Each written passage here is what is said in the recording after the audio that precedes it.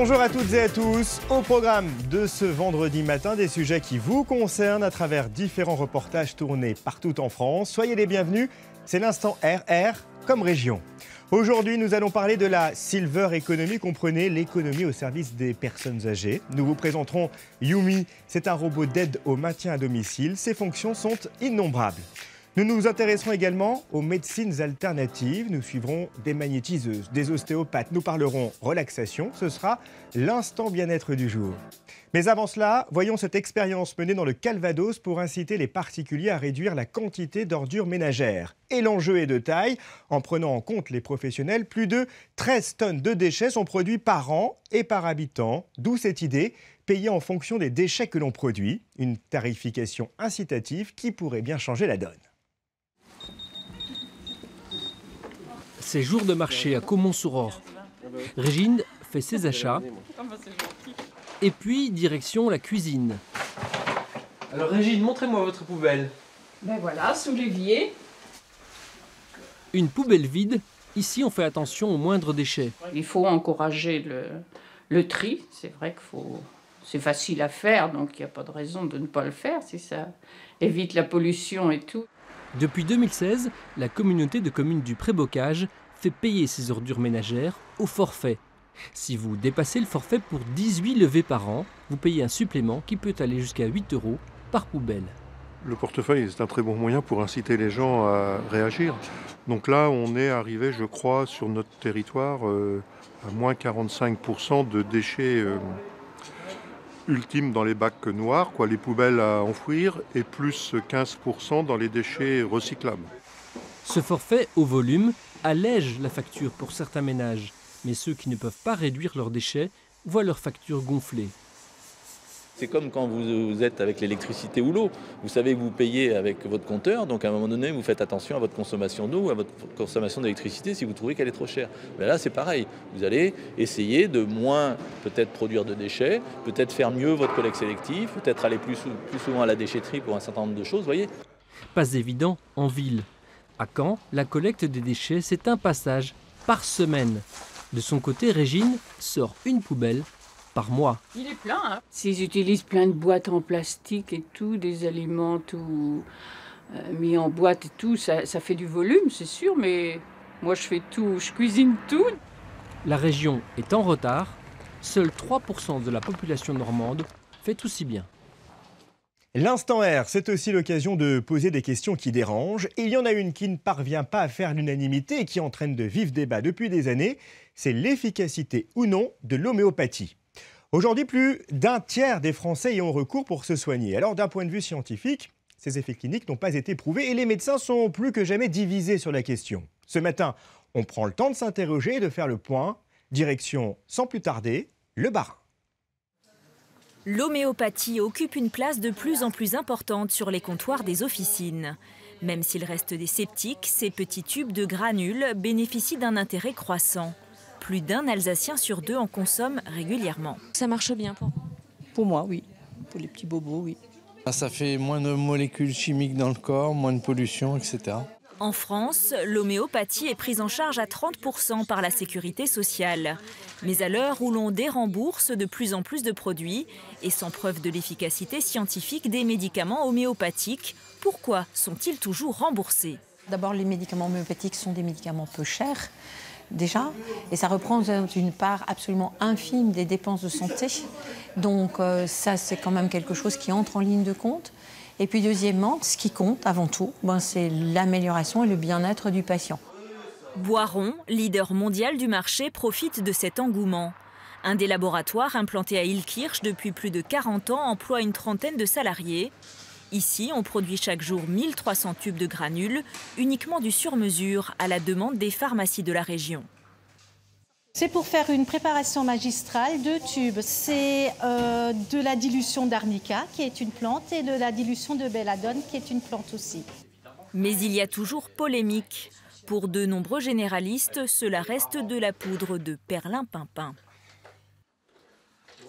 Les granules n'ont pas d'efficacité parce qu'elles n'ont jamais réussi à le prouver. Par contre, dans la vie de tous les jours, on voit souvent une efficacité de la prise en charge de l'homéopathe Et je pense que c'est essentiellement dû à ce qu'on appelle l'effet placebo, mais qui est activé par le fait que très souvent les homéopathes ont une écoute plus importante. D'autres sont convaincus, comme le docteur Bagot. Depuis une dizaine d'années, ce médecin aide des patients à mieux supporter les traitements anticancéreux. Bon, on va reprendre un traitement pour tout ça, pour essayer de soulager. L'homéopathie, c'est en tout cas ce que j'utilise tous les jours pour tous mes patients. Alors, je ne sais pas si je guéris tout le monde, mais en tout cas, beaucoup de patients sont satisfaits de mes traitements. Et ce sont des traitements qui ne sont pas toxiques, qui sont bien tolérés et qui permettent aussi de ne pas avoir d'interaction avec les autres médicaments que prennent les patients pendant la chimiothérapie, par exemple. C'est vrai que moi, j'y croyais pas forcément non plus au départ. J'ai des ampoules, ou j'ai des gouttes, ou j'ai des granules, mais quand je les prends pas, des fois, ça m'arrive de pas les prendre pendant plusieurs jours. Les effets reviennent, et quand je reprends ce qui m'a prescrit, ça se disparaît. Pour comprendre le fonctionnement de ces hautes dilutions et obtenir des preuves scientifiques, la recherche est en cours. L'infiniment petit n'a pas encore livré tous les secrets de l'homéopathie.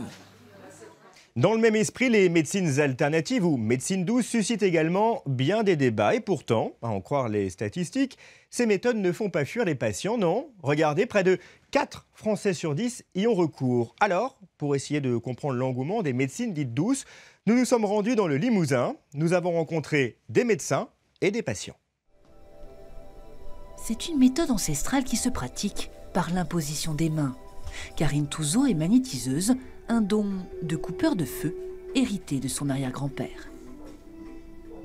Pour moi, le feu représente une inflammation, donc une douleur. Et j'essaye d'enlever ce feu et quand mes mains ressentent du froid, ça veut dire que le feu est parti. Donc j'arrive de travailler sur justement sur le stress, sur le sommeil, sur les maladies de peau, comme l'eczéma, le psoriasis. Allez, je vous donne des énergies. Une thérapie douce pour soulager les maux du corps et les bleus à l'âme. Une alternative aux anti-inflammatoires et aux antidépresseurs pour certains. Moi, je viens la voir depuis bientôt 1 an, parce que j'ai des gros soucis d'épaule et de dos. Et puis voilà, quelques petites misères aussi, de la vie de tous les jours perso. Et puis j'aime bien venir ici parce que c'est très apaisant, c'est un moment de détente et ça fait vraiment du bien. Apporter du mieux-être à ses patients, c'est aussi le souhait de Magali Palierne, la fondatrice du centre, ostéopathe depuis 8 ans. Quand je fais des séances d'ostéopathie avec mes patients, je mets en lumière tous leurs traumatismes, physiques, émotionnels, physiologiques. Et du coup, ils prennent conscience, eux, qu'ils ne prennent pas soin d'eux. Et souvent, ils me posaient la question, mais vers où je peux aller? Et je me suis dit, ce serait bien de créer un centre de soins alternatifs et complémentaires à la médecine allopathique pour que les patients puissent choisir. Ostéopathe vétérinaire, le docteur Laurent Sobineau a trouvé ses marques au rez-de-chaussée, plus pratique pour ses clients à 4 pattes. Choisis pour leur expérience et leur diplôme, les autres praticiennes se partagent le bâtiment principal, une ambiance douce et feutrée, propice à la détente. Les gens sont stressés, ils sont fatigués, ils n'en peuvent plus, de leur façon de vivre en fin de compte. Je crois qu'ils ont besoin de parler, d'expliquer, qu'ils souffrent au travail parce qu'on leur met trop la pression. Donc au moins quand ils prennent un rendez-vous ici, déjà, ils ont au moins 3 quarts d'heure. Autre méthode douce, la relaxation avec des vibrations sonores. La salle de réception du centre facilite ces séances en groupe ouvertes aux intervenants extérieurs. Reiki, méditation, une façon d'étoffer encore la palette de clés pour mieux être.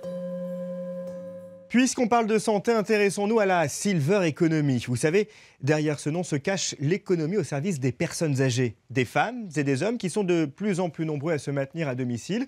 92% des plus de 75 ans vivent chez eux. Or, avec l'éclatement géographique des familles, celles-ci peuvent moins aider leurs parents, d'où la conception de robots à l'image de Yumi. On est allé le voir à Roubaix.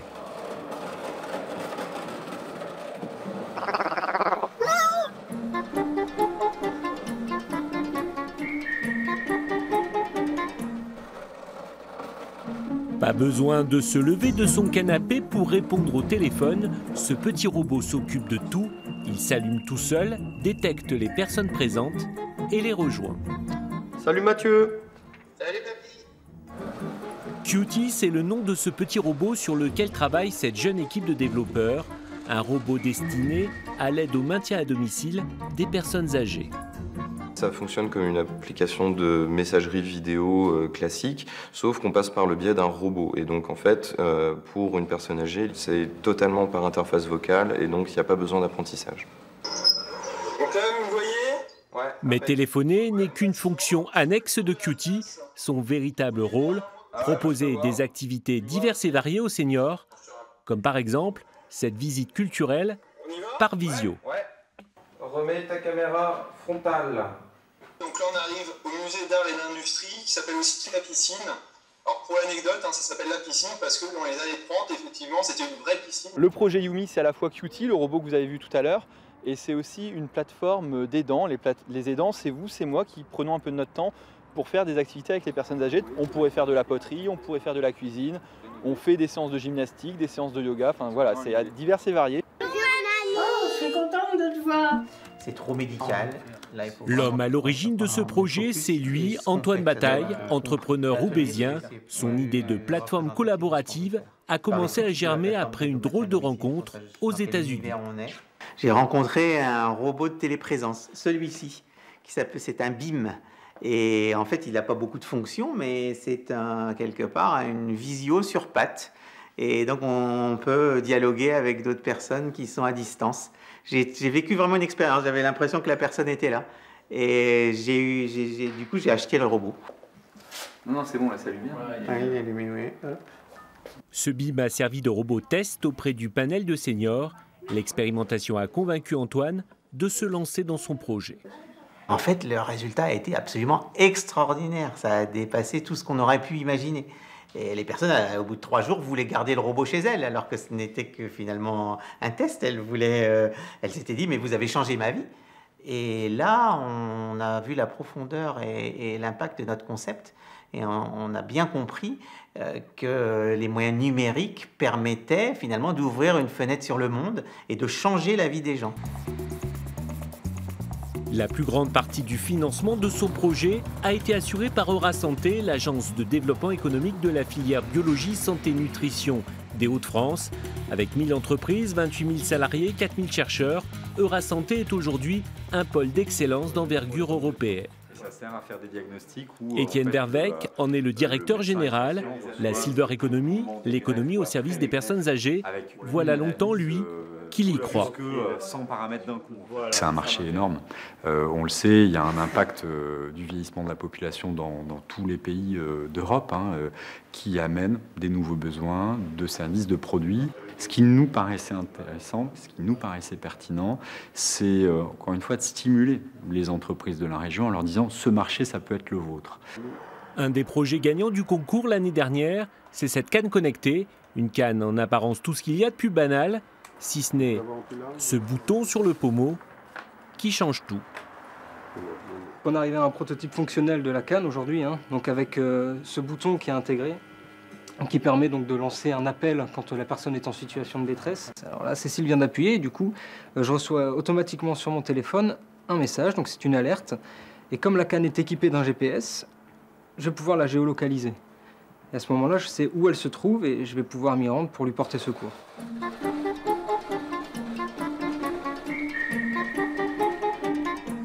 Toutes ces innovations ont un coût.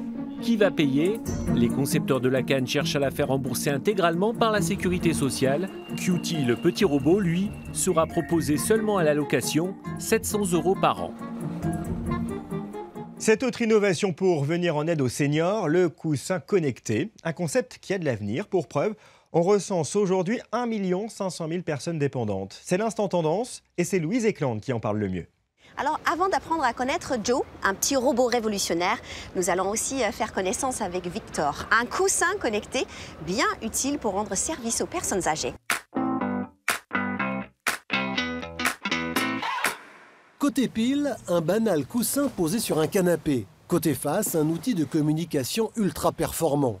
Voici Victor, le coussin relationnel connecté, inventé par un Niçois, Alain Tixier. Relié par Bluetooth à l'écran de la télé, Victor se comporte comme une télécommande tactile. Très simple dans son ergonomie, il donne accès à une vaste palette de services. Un objet malin qu'Alain Tixier a conçu en pensant à sa mère, une septuagénaire privée à 70% de son autonomie. L'idée du coussin, c'est d'apporter des services auxquels on ne pourrait pas répondre tous les jours. Moi, j'habite à 120 km aller-retour de Fréjus, donc je ne peux pas aller dépanner maman tous les jours. Et l'occasion, c'est de garder du lien et de recommencer le contact de cette manière-là. Victor est une sorte d'aide à domicile déguisée en objet du quotidien. Il pourrait simplifier la vie de millions de personnes âgées. On a 1,5 million de personnes âgées dépendantes. En 2020, il y aura 2 personnes sur 3 qui auront dépassé 60 ans, donc c'est une population importante. La population vieillissante doit être capable d'apporter un niveau de confort, un niveau de sécurité, même au domicile. Donc, avec des solutions comme celle-ci, on est, je pense, sur la bonne voie. En 2017, le coussin niçois connecté a été distingué au concours Lépine. Victor a reçu la médaille d'or. Encore plus fort, quand on le retourne, il dort. Et pour obtenir plus d'informations sur ce coussin connecté et découvrir toute une autre série de belles initiatives, rendez-vous demain à 10h50 sur France 3 dans l'émission On a la solution présentée par Louise Eklund. À suivre dans l'instant R, rien ne se perd, tout se transforme. Je vous emmènerai à Clermont-Ferrand où des associations redonnent une seconde vie à des vélos. Nous visiterons également un hôtel de luxe à plus de 3000 mètres d'altitude. Mais avant cela, c'est une application qui pourrait bien faciliter la vie des malvoyants et des aveugles. En France, près d'1 700 000 personnes sont atteintes d'un trouble de la vision. OpenWay, c'est le nom de l'application, guide les déficients visuels en fonctionnant un peu comme un GPS. Derrière ce concept, Gérard Muller, depuis qu'il a perdu la vue, il n'a qu'une idée en tête, faciliter la vie des non-voyants. Point 8h79 mètres. C'est son fil d'Ariane. OpenWay, ce GPS, lui permet de sortir en ville sans être accompagné. Il suffit d'être attentif aux consignes vocales qui émanent de son téléphone. Point 11h149 mètres. Midi, c'est droit devant moi. 9h, c'est à 90 degrés à gauche de moi. 9h145 mètres. 6h, le point se trouve derrière moi. Donc, l'objectif est toujours de me rapprocher du point et de prendre donc la direction de midi. Il y a 6 ans, Gérard Muller en testait le prototype sur le chemin de Saint-Jacques-de-Compostelle. 1700 km en solo, des premiers essais parfois laborieux. Donc c'est pas bon. Putain, 7h75 mètres. Bon, je me rapproche déjà. Attends, 8h, je vais me retourner. 11h110 mètres. Bon, la boussole semble remarcher. Une aventure suivie jour après jour par René Farcy. Dans son laboratoire parisien, ce chercheur affine ce GPS pour aveugles depuis presque 15 ans. Dans un GPS classique, une erreur de direction est signalée avec 50 mètres de retard. 50 mètres pour un non-voyant, c'est déjà un certain temps de marche. Et il peut faire plusieurs erreurs qui vont se cumuler et ne jamais avoir la réorientation. Alors que dans notre dispositif, en une demi-seconde ou en un quart de seconde, son erreur est tout de suite signalée. Midi 93 mètres, puis légèrement à droite. Dans le sillage de Gérard Muller, cette application a ouvert l'horizon de Nicolas Linder. Ce jeune homme malvoyant a traversé les Vosges l'été dernier, uniquement guidé par OpenWay. Il y a 3-4 ans, le monde dans lequel j'évoluais était très limité.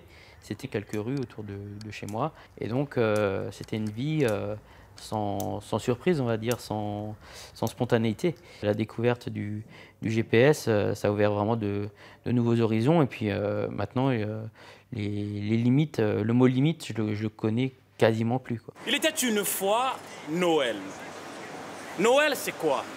Noël, c'est la fête. Visite guidée pour cette demi-douzaine de non-voyants. Achille assure le commentaire, mais c'est OpenWay qui ouvre la voie. Un tour sur toi-même. C'est merveilleux de se sentir indépendant. En même temps, est-ce qu'il vaut mieux être guidé par un être humain ou par une machine? Ça, c'est une question que je me suis souvent posée, parce que c'est quand même bien agréable d'être avec une personne qui voit et avec qui on peut aussi discuter. L'idée aujourd'hui, c'est de rendre accessible ce GPS au plus grand nombre, aux aveugles, mais aussi aux 2 millions de Français atteints de dégénérescence maculaire liée à l'âge. Il pourrait même être enrichi d'ici quelques temps. C'est dommage, je la rencontre. Et ce système pourrait bien jouer un rôle crucial pour aider les déficients visuels à gagner en autonomie. 95% d'entre eux ont en effet du mal à sortir de chez eux sans assistance. Aujourd'hui, plus personne ne conteste le retour du vélo dans les grandes agglomérations comme dans les villes moyennes. L'occasion de ressortir vos vieux vélos. À Clermont-Ferrand, des associations leur redonnent vie. Des vélos dans les rues de Clermont, on en voit de plus en plus. La mairie n'a pas de chiffres, mais il y a plusieurs signes qui ne trompent pas. D'abord, le nombre de boutiques. Plusieurs enseignes spécialisées ont ouvert ou se sont agrandies ces derniers mois dans le centre-ville. Mais surtout, des vélos à l'arrêt depuis longtemps ont commencé à ressortir des garages. Et après, tu relâches complètement le câble. Ah, d'accord. Le phénomène s'observe bien à l'association Un guidon dans la tête. Ici, les membres peuvent apprendre à réparer ou à entretenir eux-mêmes leur bicyclette. Des cyclistes bricoleurs qui sont de plus en plus nombreux à frapper à la porte de l'atelier. On est jusqu'à maintenant plus de 1550 adhérents en 2 ans et demi, ouais, et c'est vrai que ça augmente de plus en plus, ça désemplit pas. Si les adhérents peuvent venir avec leur propre engin, ils peuvent aussi piocher dans le stock de l'association. Des centaines de vélos que leurs propriétaires ont donnés plutôt que de les jeter à la benne. Il nous en arrive de 10, 15 à 20, voire même plus par semaine. Ouais. Là on est un peu en calebasse du coup, parce que c'est arrivé qu'une période il y a des vélos jusqu'au plafond. Sur une estimation de 20 000 vélos jetés chaque année sur l'agglomération clermontoise, Un guidon dans la tête n'en récupère que quelques centaines. Pourtant, moyennant quelques réparations, la plupart vont pouvoir reprendre la route. Il y a plusieurs options. Le réemploi, donc au niveau du réemploi, c'est-à-dire que les bénévoles, salariés de l'association vont les réparer pour les remettre en vente. Il y a aussi la possibilité que les adhérents, s'ils ne veulent pas acheter les vélos à prix fixe, achètent à prix libre un vélo, une carcasse et la remontent eux-mêmes. Et la troisième option, c'est que si vraiment on ne peut pas les remonter, on les démonte et on récupère les pièces qui sont réutilisables. Seuls les cadres les plus endommagés finiront vendus au prix de l'acier ou en sculpture contemporaine. Rien ne se perd dans le vélo. Tout a une valeur et dans certains cas, une grande valeur. Dans sa cave, Pierrick collectionne lui aussi des bicyclettes fatiguées. Mais lui ne s'intéresse pas à tous les vélos. Il recherche uniquement certains modèles rares ou anciens qu'il va rénover pour les revendre. Le destin de ces vélos, c'était la déchetterie. Donc c'est vrai que de les récupérer ou de les racheter pour certaines pièces qui sont plus belles, ça leur permet de leur donner une nouvelle vie. Et c'est des vélos aujourd'hui qui ont même pour certains une cote, comme une voiture de collection peut avoir une cote. Et c'est ainsi qu'une fois remis en état, ces petits bijoux vont se vendre de quelques dizaines à plusieurs centaines d'euros. Mais avant cela, il y a du travail. Ce jour-là, Pierrick est tombé sur une perle bleue qui a besoin d'un petit coup de gêne. Alors ce vélo, c'est un Alfred Bale. Alfred Bale, c'était un coureur cycliste des années 20-30 qui a souhaité créer, fabriquer la plus belle bicyclette de France. Avec des peintures faites à la main, avec un phare qui fait penser à des réacteurs dans l'aéronautique. C'est vraiment du très beau vélo. Entre les chromes, les selles en cuir, les soudures décorées ou l'usinage des pédales, certains vélos anciens dégagent un charme qui les distingue des productions modernes. On peut même rouler local avec ce vélo Bourdelle, une marque clermontoise. Au-delà du geste écologique et du choix économique, s'équiper avec un vélo d'occasion, ça peut donc être tendance. Maintenant, à vous de pédaler.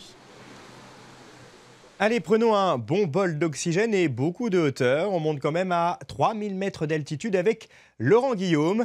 Il nous propose de dormir dans un hôtel de luxe exceptionnel qui possède son propre observatoire astronomique. C'est l'instant découverte. Au pied du Mont Rose se dresse un hôtel 5 étoiles de 22 chambres. Ce monument historique possède son propre observatoire astronomique. Un ciel étoilé exceptionnel ouvert à tous. En pleine journée, cette plateforme-là, elle est noire de monde. Il faut dire que c'est l'un des plus beaux points de vue qu'on puisse avoir sur le Cervin, qui est dans les nuages pour l'instant. Mais alors à cette heure-ci, je suis un peu seul au monde avec cet hôtel qui se dresse tout seul comme ça sur son piton. C'est surréaliste. Petit côté presque un peu angoissant de se dire qu'on va dormir là.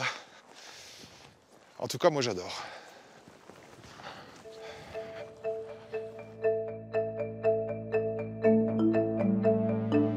Initialement, c'était un refuge de montagne construit en 1907 et qui s'est vu affublé par les scientifiques de 2 coupoles astronomiques il y a une vingtaine d'années. Car à cette altitude, la pureté de l'air est exceptionnelle. Comme dans un planétarium, des animations autour de l'astronomie sont proposées aux visiteurs, même pour ceux qui ne logent pas à l'hôtel. C'est la soirée Dîner aux étoiles.